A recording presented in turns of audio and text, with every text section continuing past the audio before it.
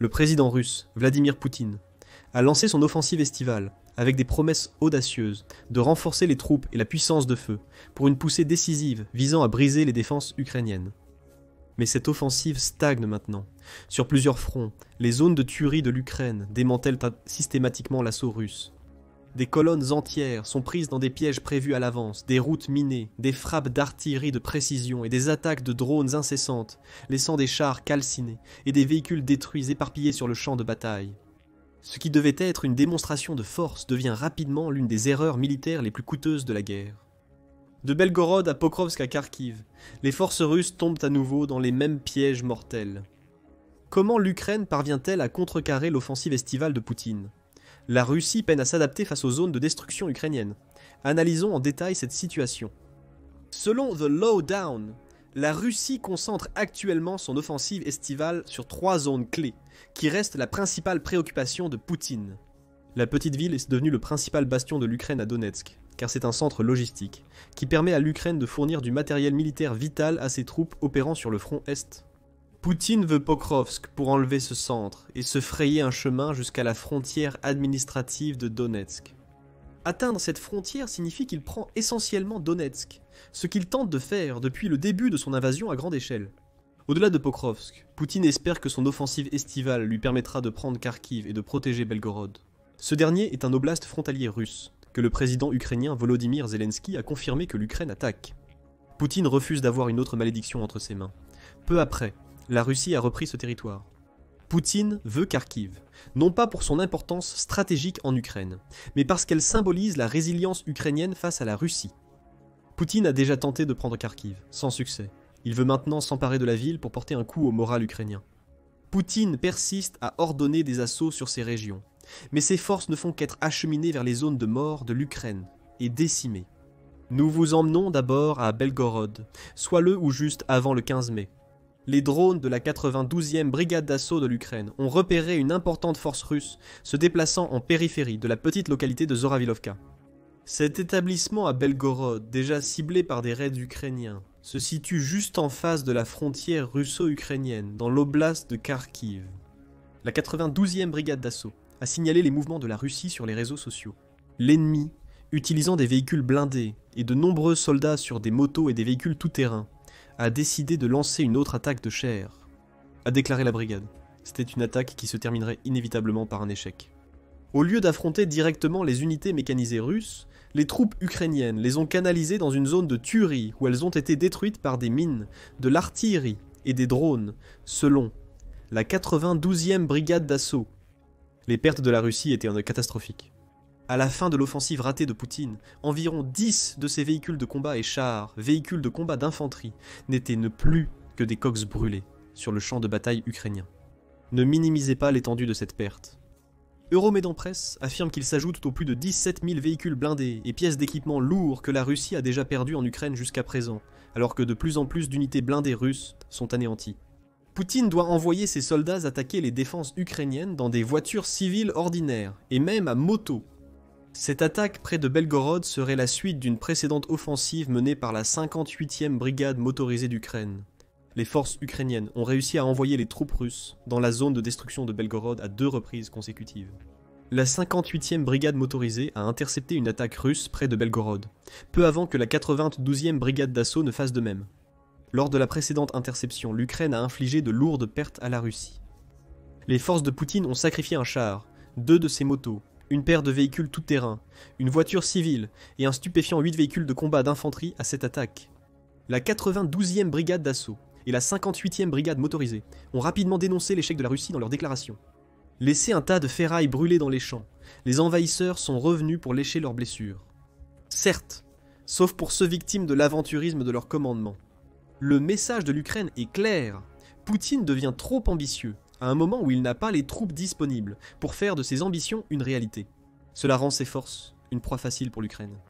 À Belgorod et près de Kharkiv, l'Ukraine a utilisé des drones pour suivre les mouvements des assauts mécanisés lents de la Russie. L'Ukraine utilise des attaques de drones pour guider les véhicules russes entrant vers des zones spécifiques du champ de bataille, tout en observant et en attendant. L'Ukraine profite alors de la désorientation des véhicules russes pour les attirer sur un territoire miné et ciblé par son artillerie. Un feu d'artifice explosif pleut d'en haut, alors que des détonations se produisent au sol, détruisant tout ce que la Russie envoie en direction de l'Ukraine. C'est la clé d'une zone meurtrière, et Poutine persiste dans la même erreur. Pourquoi la Russie s'obstine-t-elle? Selon le Lowdown, Poutine vise à faire progresser ses troupes jusqu'à la frontière de la région du Dnipro. 2 raisons poussent la Russie à atteindre la frontière du Dnipro. Créer une tenaille militaire dans l'est de l'Ukraine et forcer l'étirement des forces ukrainiennes sur un front élargi. Cet étirement entraînerait le retrait des soldats ukrainiens de Donetsk et Pokrovsk, espère Poutine, ce qui ouvrirait des brèches pour que ces assauts commencent à fonctionner dans ces régions. De plus, atteindre le Dnipro est aussi une victoire médiatique pour Poutine. Ce coup porte un grand préjudice au moral ukrainien et sécurise une portion du réseau logistique ennemi.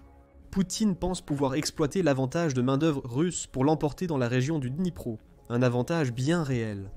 La Russie compte 1 320 000 soldats dans son armée active, comparé aux 900 000 de l'Ukraine.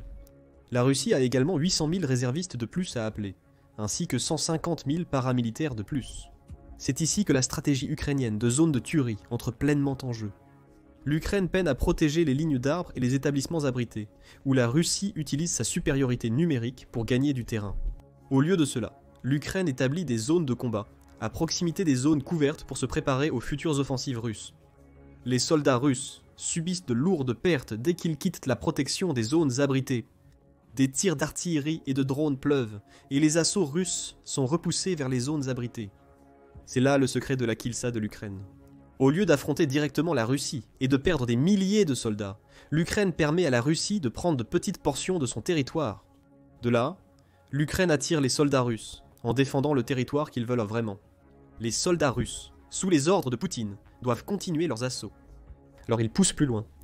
Et dans ces poussées renouvelées qui les sortent de l'abri, ils deviennent vulnérables aux contre-attaques ukrainiennes. C'est une stratégie qui voit l'Ukraine sacrifier un peu pour causer des dommages majeurs à l'armée russe, et c'est une stratégie qui est aidée par un accident plutôt heureux. Comme le note le Lowdown, une grande raison pour laquelle les zones de tuerie de l'Ukraine fonctionnent si bien est que l'Ukraine n'a pas construit un vaste réseau de tranchées dans les régions que les forces de Poutine ciblent. L'absence de tranchées nuit à la Russie, empêchant son infanterie de s'y abriter. Les laisser vulnérables aux attaques de drones et d'artillerie ukrainienne devient risqué.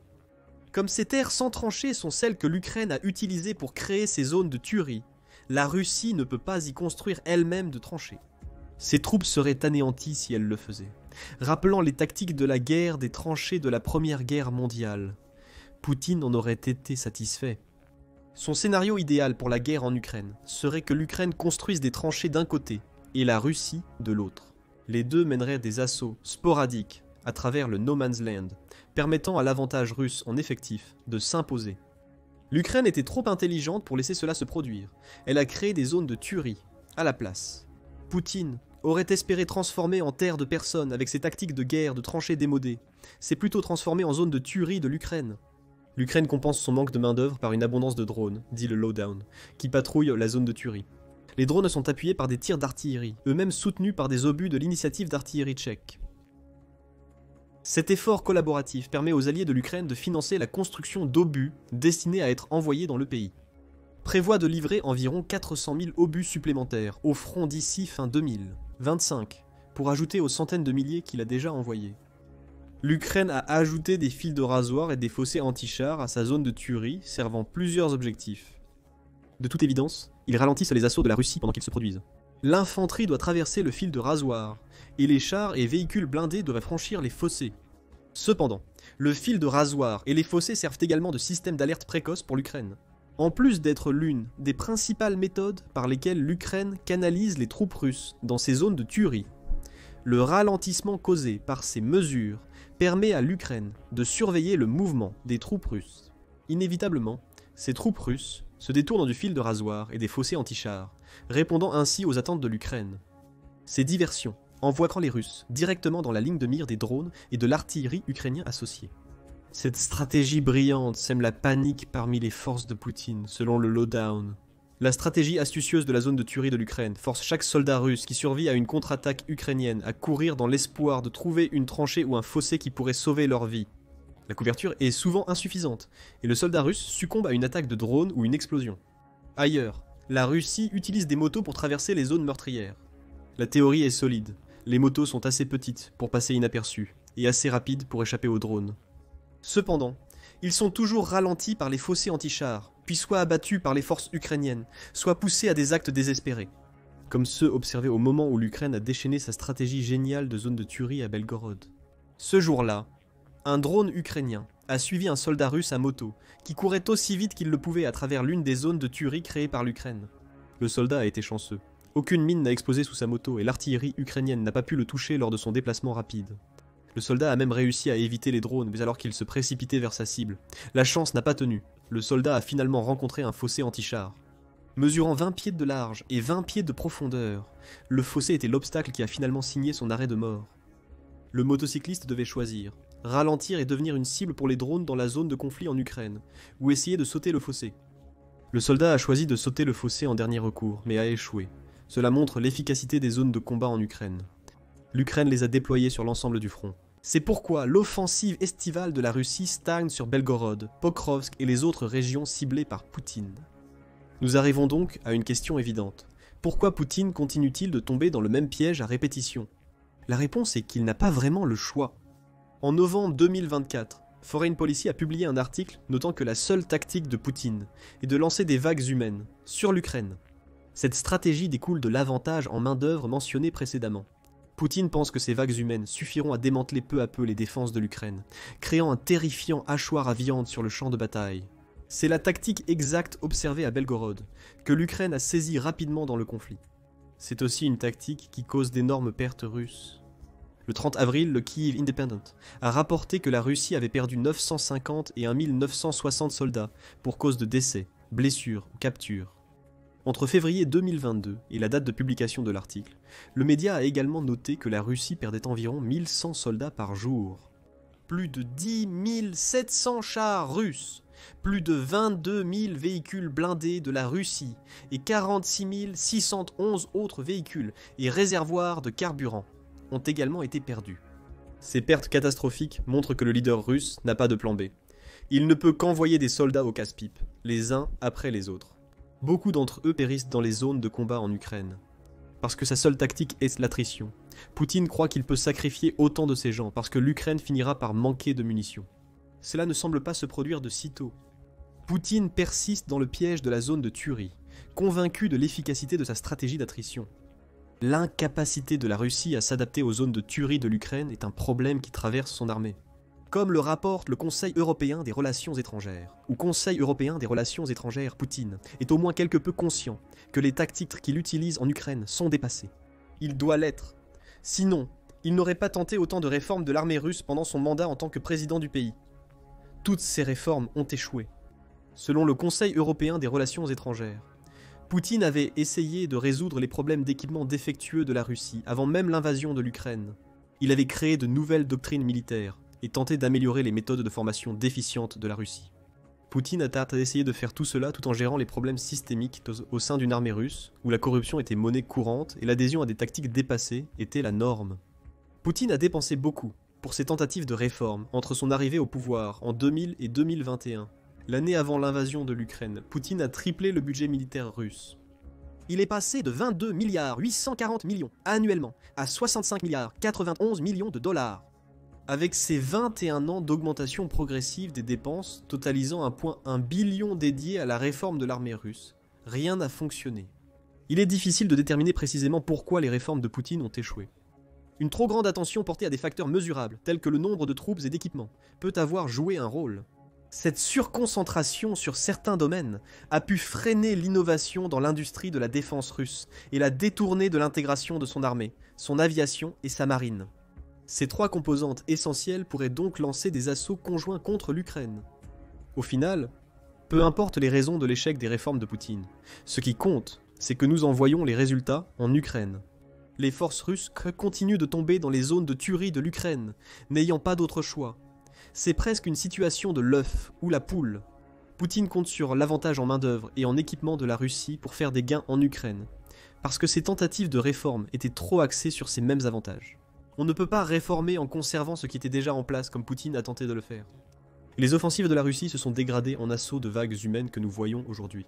Ainsi, les assauts que l'Ukraine écrase si aisément pendant l'offensive estivale chancelante de la Russie L'incident de Belgorod que nous avons rapporté ici illustre en miniature ce qui se déroule sur tout le front de la guerre en Ukraine. Poutine n'a d'autre choix que de poursuivre la même tactique, à court d'idées.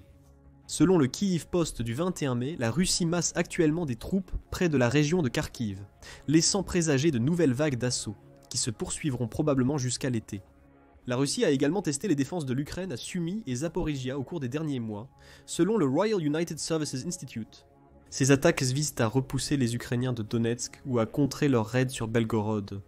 La Russie déploie aussi des drones à fibre optique sur les lignes de front. Ces drones, pouvant voler entre 9 et 18 miles, sont résistants au brouillage. Bien que l'Ukraine affirme qu'elle a toujours des moyens de les contrer, Poutine rassemble des forces pour une nouvelle offensive. Son objectif est de prendre plus de terres ukrainiennes comme levier pour les futures négociations de paix. Cependant, Poutine découvrira bientôt que cet objectif est irréalisable car son offensive estivale imminente est vouée à l'échec. C'est selon Dmytro Jmailo, qui est le directeur exécutif du Centre ukrainien de sécurité et de coopération. S'adressant au Télégraphe, il dit « Pour l'instant, toute offensive de la Russie sur la ligne de front est impossible. La Russie, manquant de victoires majeures au front, cherche à donner l'illusion de progrès et d'avantages considérables. Voilà à quoi se résumera l'offensive russe de l'été. Poutine essaiera de tromper le reste du monde en déplaçant constamment ses troupes tout en lançant des assauts de vagues humaines contre l'Ukraine. Mais en réalité, des milliers de soldats russes et des centaines d'unités d'équipement seront victimes de la zone de mort de l'Ukraine. Ces zones de mort ont anéanti l'offensive estivale russe avant même son véritable début. Poutine ne fait qu'envoyer ses soldats vers un désastre certain. Mais que pensez-vous de la stratégie de zone de mort de l'Ukraine ? La défense du territoire vital de l'Ukraine est-elle la clé ? Pensez-vous que Poutine trouvera un moyen de s'adapter, tombant dans le même piège ? Partagez vos réflexions en commentaire et abonnez-vous à The Military Show pour plus de vidéos sur les dernières tactiques ukrainiennes contre la Russie.